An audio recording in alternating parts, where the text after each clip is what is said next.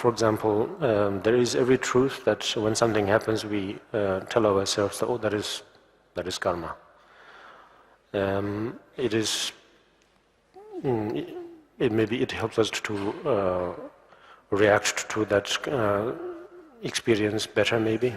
But after some time, although we keep saying that, both to ourselves and to others, sometimes we'll be just sort of repeating that and not really knowing what it means, you know. So, and that's why we have to, from time to time, particularly now with the practice of the four foundations, we have to remind ourselves that it's just another means, it's just another word that we tell ourselves over and over again to indicate towards something that we are not so comfortable with, you know. That's why the punchline comes back, that the idea of emptiness. Yeah. That when we say that, oh, something happened, some tragic that has taken place in one's life or a friend's life, and something, we say that, don't worry, it's karma, you know, try to accept it that way. It helps to some extent, but not all the way, I think. Sometimes if you just hear that and nothing more about it, or if you have not much of an understanding of what it is, sometimes it could sort of make ourselves less courageous, you know, more doubtful of what we do, and feel somehow the idea of guilt comes along, yeah, because of that. So that's why it's important that it is just sort of a mild and a term that we can relate in our daily lives, and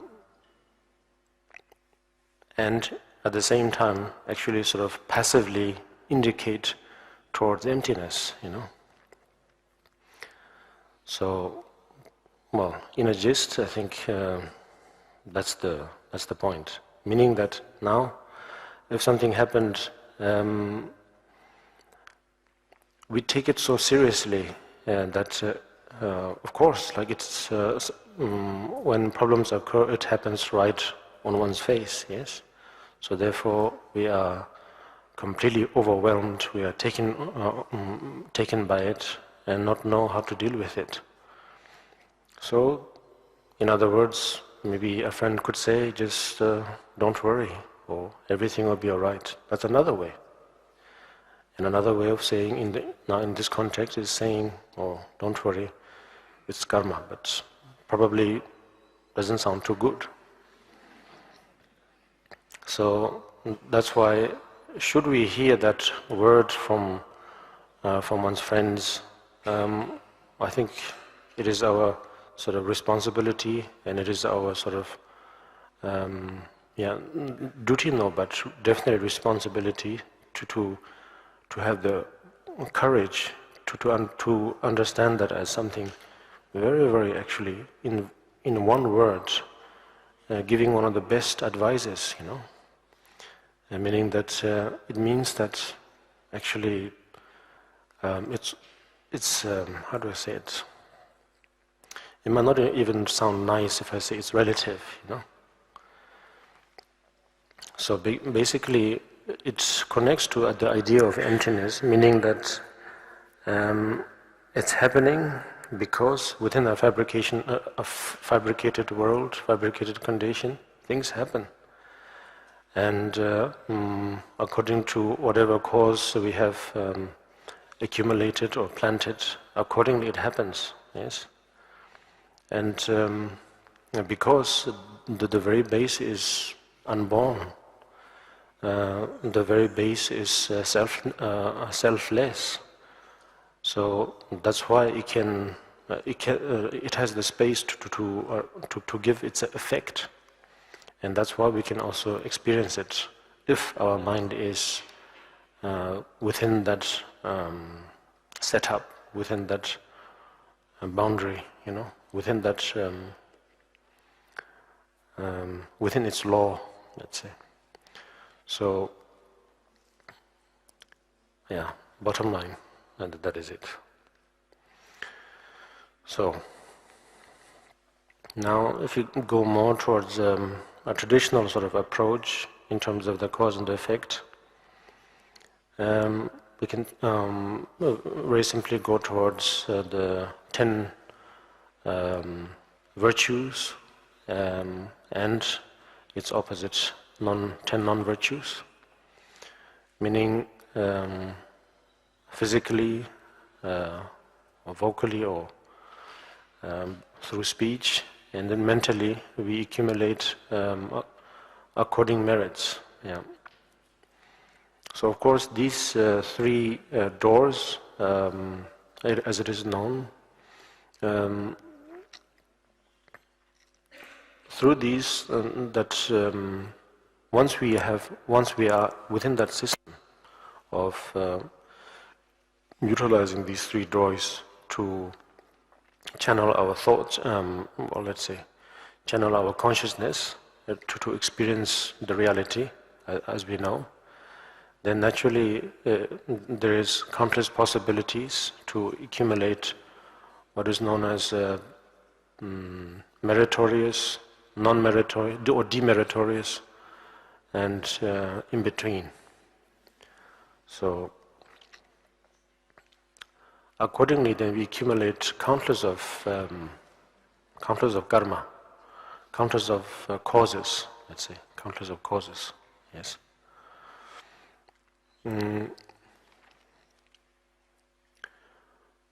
According to the virtues, then the various levels of realms, or various types of realms, are generated. Of course, like within the text, we talk about 6 different realms, or according to the Gampopa tradition, 5 realms, and so on. Of course, they are not all set on stone, or sort of forever defined like that. It's really according to our own actions and thoughts that will define, or that will result into whatever experiences we will have later on. So naturally, then we can think of the higher realms, or the joyful realms, as well as the lower realms accordingly. So what we experience right now is known as the human existence, where we can experience almost anything, from the highest joy to the most bitterest, let's say, of experiences of sadness or pain.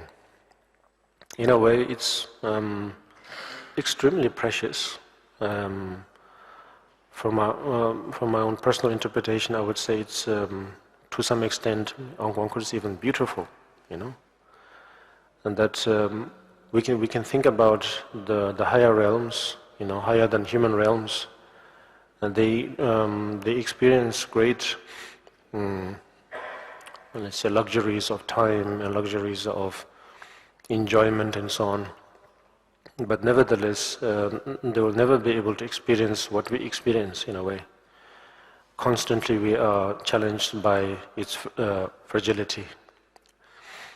And so, therefore, it makes it truly worthwhile and that much more meaningful. And because of its fragility, then we can actually focus on karma. We can actually focus on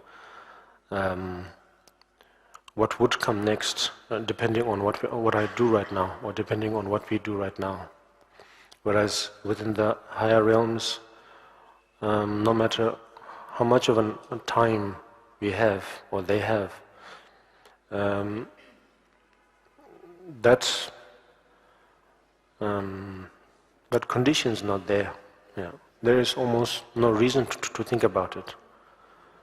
As it is explained in the Abhidhamma, the only time that they are able to think about the next life, or the effect of what they have done, or of the effect of the life, is within the last few days for some.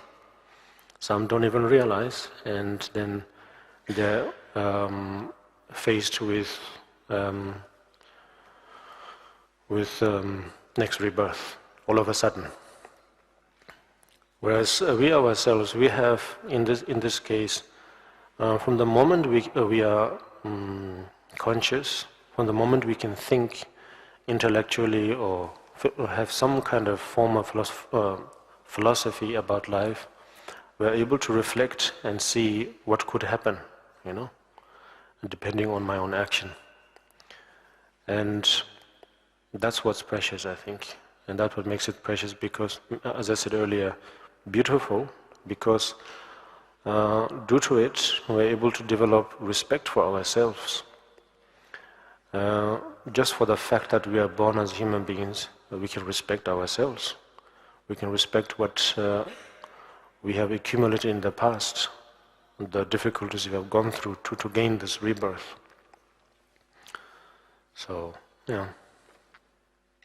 So now I have more or less opened the door for quite a number of questions. So should you wish, you can start to have some questions concerning cause and effect, nothing else, no politics. About food, also fine.